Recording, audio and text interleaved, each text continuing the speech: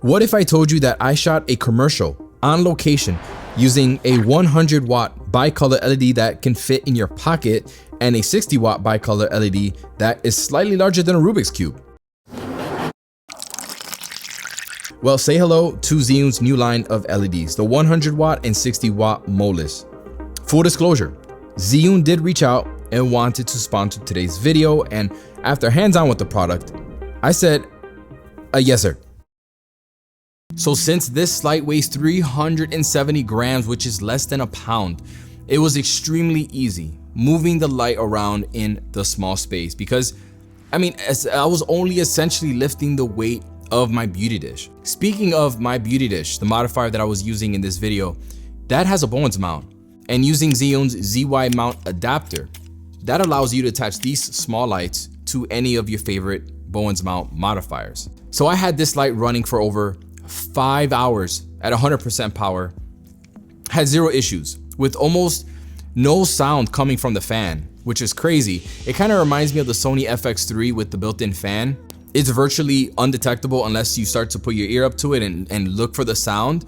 But if you're worried about any sound coming from these, barely anything, you could barely hear it. You can power this light using their new battery pack, which doubles down as a battery grip that attaches directly to the light. This battery pack powered the Molus at 100% for about 30 minutes. But if you only needed, let's say, about 50% of the power, I tested this in my other studio, you're gonna get around an hour out of this battery, which completely wireless, an hour long, that's pretty remarkable. Now, apparently I underestimated how much work goes into getting your hair done. So I had this thing plugged into the wall the majority of the time using the supplied AC power brick. And that's where my only complaint is about this light, is that the cord that leads to the power brick, it's not long enough. When I would raise up the light stand up over my head, the power brick would actually be dangling, and that always creates a risk for it unplugging on its own, right? So luckily you can fix it for about $5, right? Buy a strip of Velcro, like put that sucker on the light stand and attach the power brick to it like I do with any of my other lights that have a power brick that when the cord is not long enough. You also have the option of powering up these lights using an external power bank as well. I also used the cute little G60 light for a couple shots as well.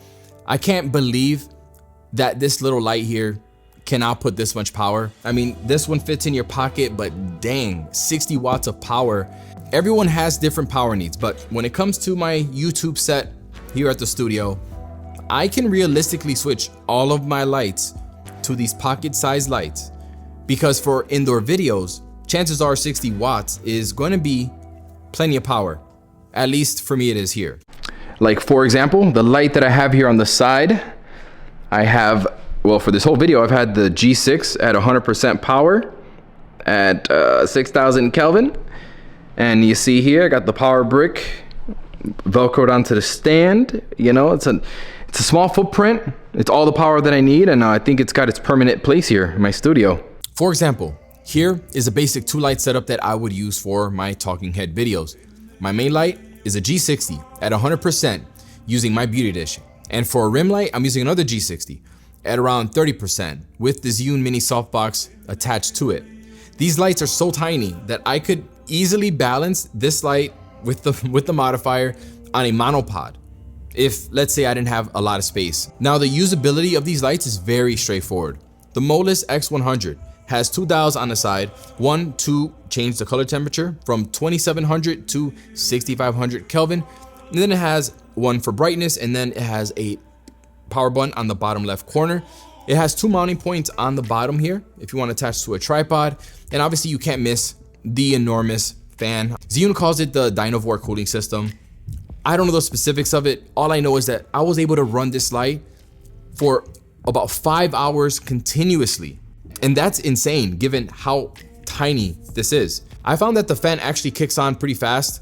I would say 5 minutes in if you're running this light at around 50%. But again, it's barely audible unless you put your ear up to the unit. So if you're using a mic, it's not gonna pick up the sound. It's so quiet.